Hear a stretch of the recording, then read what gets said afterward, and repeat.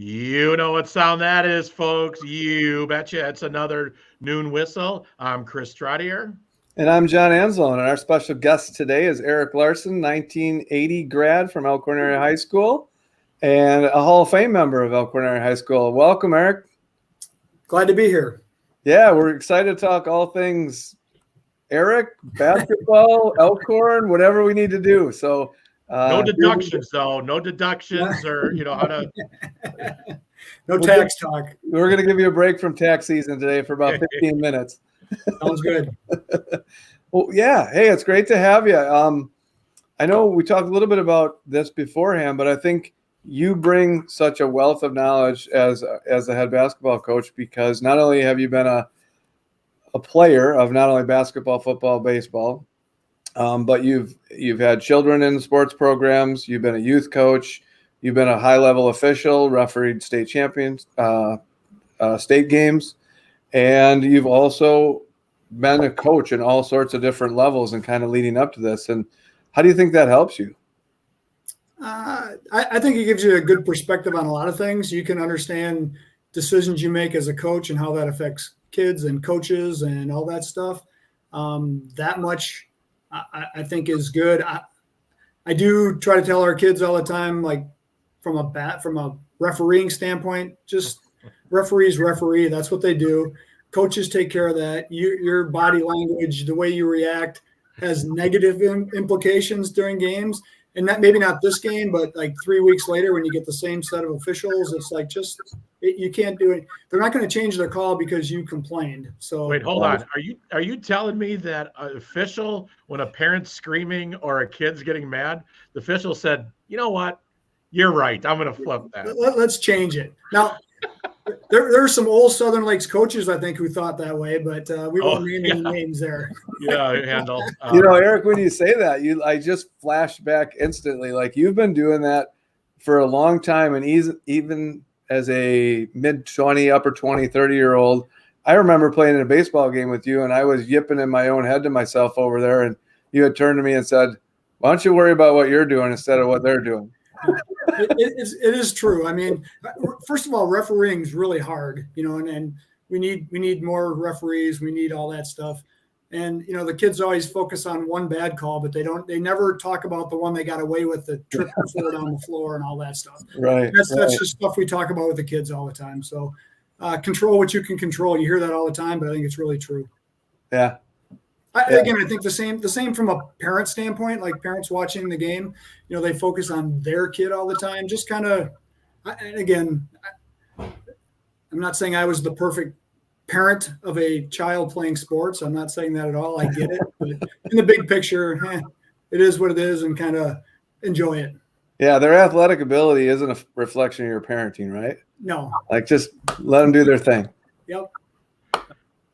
Look at this. We already got a comment said that you, from Teresa, Brad Wales and Eric Larsen, the dynamic ref duo. Was that staged? Did you pay that? I did see her this weekend, so that may or may not be true.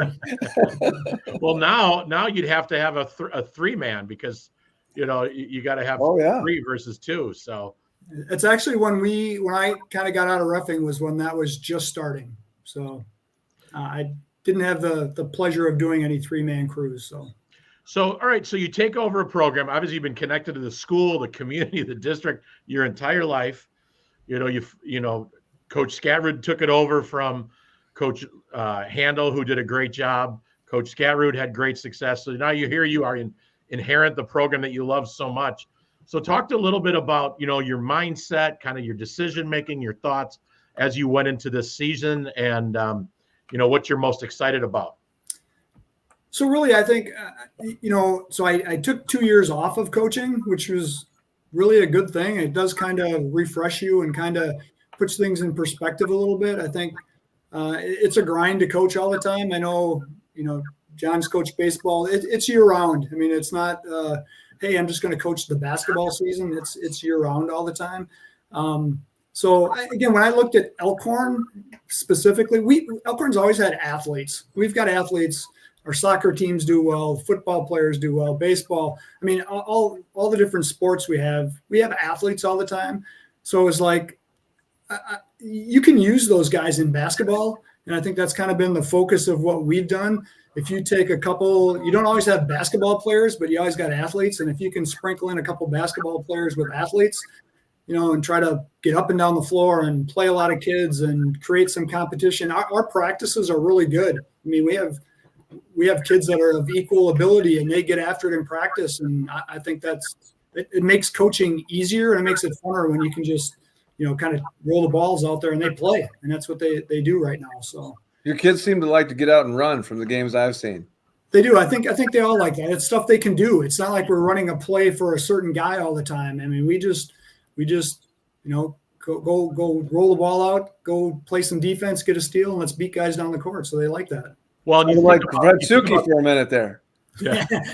That's not how he would not be happy with playing the way we are. Right. Well, you think about that style, and we have two major universities in our state. Coach Gard at Wisconsin and Coach Smart at Marquette. And obviously Coach Gard has done pretty well, head-to-head coaching against Coach Smart. But on the recruiting front, it's been a little bit of the other side of it. And I think a lot of that has to do with what kids just want to play. They want to get up and down. I'm not discrediting anything UW does or Coach Gard does, but man, I can tell you who I'd prefer to play for. Right. And they can recruit guys to their style. We get the hand it's whatever gets dealt to us every year. So we just have to be able to adjust. I'm not saying we're going to keep playing that style. We do have some bigger kids coming up, but even then we're trying to go with like a 4-out thing. So there's always a spot for a big kid to play. And most of our big kids are athletic. So let's take advantage of that as well. Well, the transition has seemed seamless and you're off to a great start and kids seem excited. The school seems excited about the basketball season. So kudos to you for making that transition. Thanks. Really seamless. And again, shout out to the staff. The guys I have working do a great job. They put in the same amount of time as I do, and it's year round for those guys as well. So talk a little bit about the landscape of the Southern Lakes. Obviously, it's changed a little bit. Delvin's out. Beloit Memorial comes in. You still have the other programs, really good coaches, really good programs. Talk a little bit about, who do you see as the top tier? What are some things that the Southern Lakes is unique about the Southern Lakes? Or just talk a little bit about the landscape and the upcoming season in the SLC. Yeah, well, I think there's the conference is good. I think, you got Burlington, Westosha, Beloit Memorial, them coming in is a different dynamic, obviously, with their style of play. And then you got other programs, Waterford has been good here. Elkhorn has a hard time playing over there all the time, I know. And then there's some new coaches at a couple other places too. Wilmot has the same coach who I've known for, basically my whole adult life. Yeah, Coach Urban Trout. Yep. So he's coached my kids, so it tells you where he's at, and done a lot of really good things. To me, the Southern Lakes is very, when you play everybody twice, that makes it hard. Everybody knows everything about everybody, and you have to be able to, play different a little bit the next time you play them. I'm not saying we hold things back, but there's a little bit of that. This year, the plus for us, I think, is our sectional draw. We don't have any conference teams in our sectional draw. That's really. We go to the West this year and don't play any of our teams. And in the past, so sometimes you'd be playing those teams for a third time. That's really hard. They know everything about you, and then it really comes down to execution on one game day. Well, think about that. Think about those games when I think you were coach at the freshman or JV level when, the Alumnus boys and Nick Brown and Chance, those guys, every single time. Who'd you meet in the sectional semis or finals? Yeah. Every time. Yeah.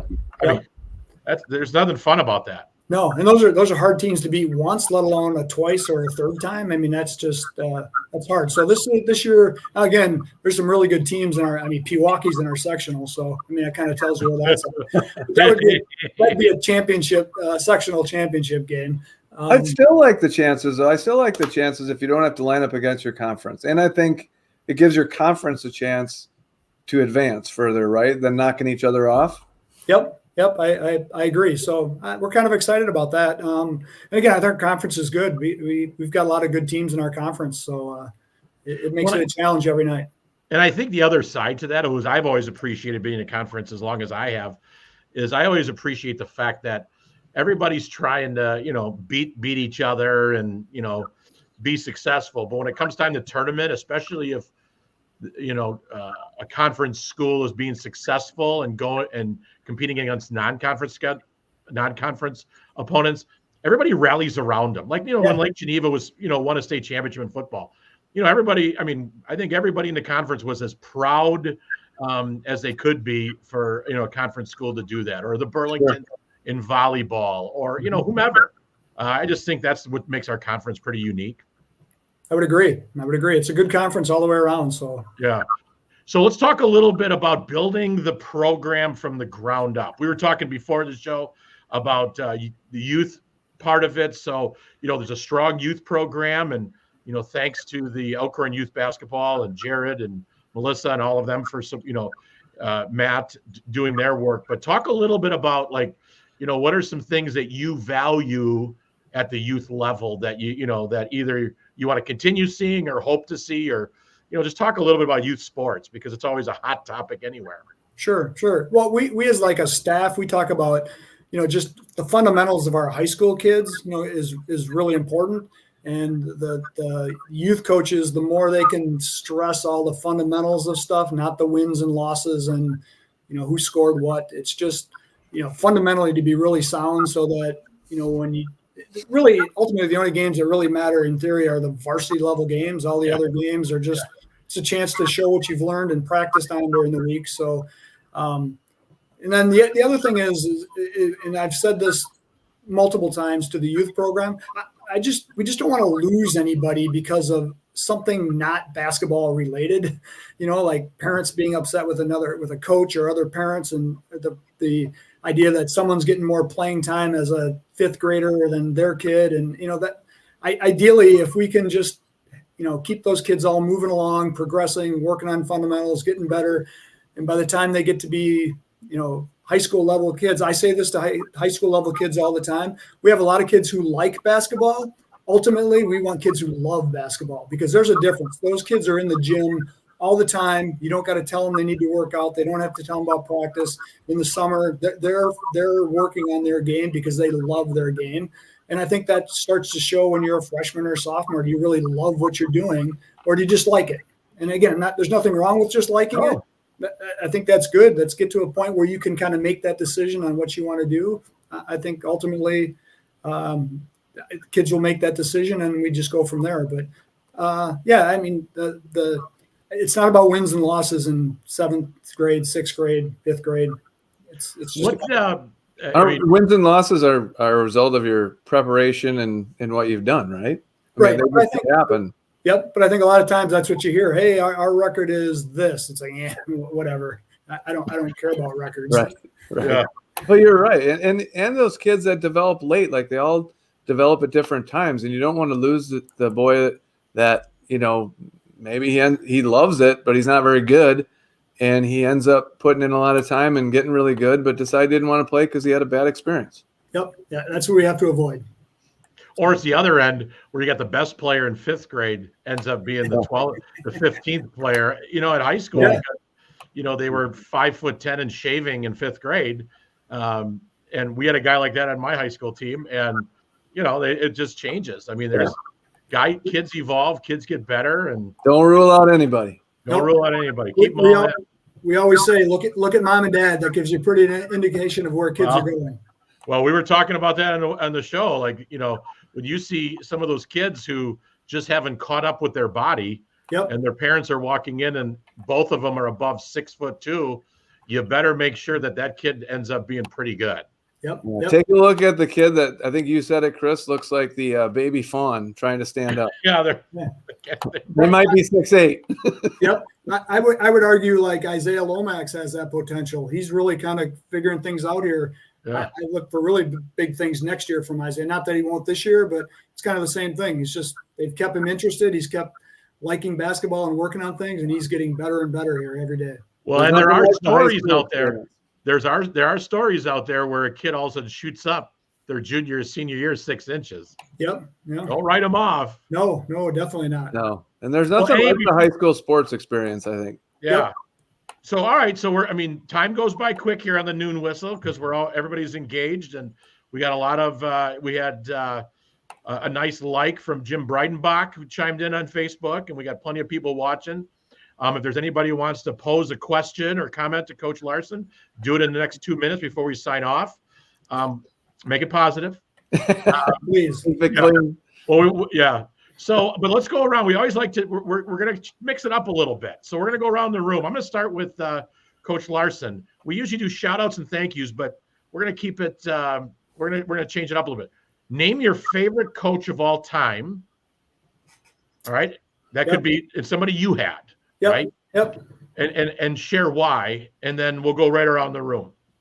So mine was, I've had several good coaches and a lot of guys I coached with when I first started coaching, the Lowell Voskels, the Chuck Stats, those type people. But I think Dean Wilson was probably the most influential. He was AD. He let me coach a lot of different sports. We kind of saw sports in the same light. So I think that helped. And he would definitely be right near the very top of that list. Love it. Love it. Coach Anzalone, who do you got? I'd have to throw my father in there as someone who was influential and never treated me like his son and probably treated me harder, which was good for me. And I think took me a long way, but I'd have to piggyback that with Bill Blakely. Like Bill Blakely was kind of, I would say, the Dean Wilson of Williams Bay at that time. And yeah, never favored you, but taught you things you didn't know he was teaching you along the way that you use on and on and on.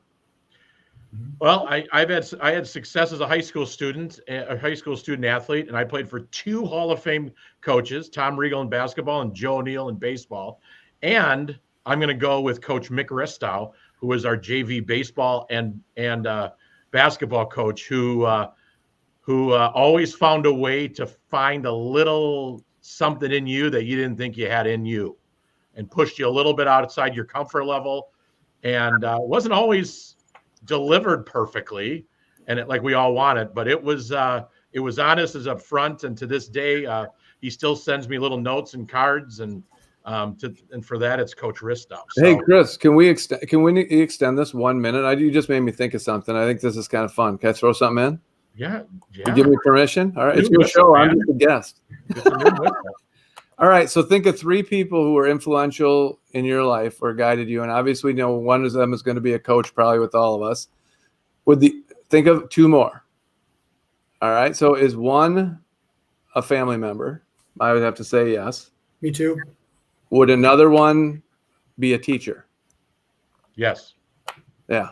I think that's powerful because the impact you have not only as a parent, but as teachers and coaches are so influential on all of our lives. And everyone I've ever asked that question to, and you go, all right, tell me, what area are they in? It's always a teacher and a coach in there.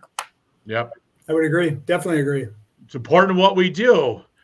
Coach Larsen, good luck tonight. You got Beloit Memorial. What's their nickname? Are they the Crusaders or what are they? I don't know. Purple Knights, right? Knights. Purple Knights. That's right. Okay, good. Purple rain all over the gym tonight. Yeah, we appreciate you coming on the Noon Whistle. We'll hopefully have you. We're going to have a March Madness edition. Maybe we'll bring you back and have you on with some other alumni. But good luck today. Thank you for all you do and the time you put in. We know that coaches make a grand total of about 30 cents an hour for all the time you put in. But thank you for what you do. And John, on that note, good luck. I think we got to go back to work. So we got to listen for the whistle. Here it is. Thanks, Coach. You bet. Thank you.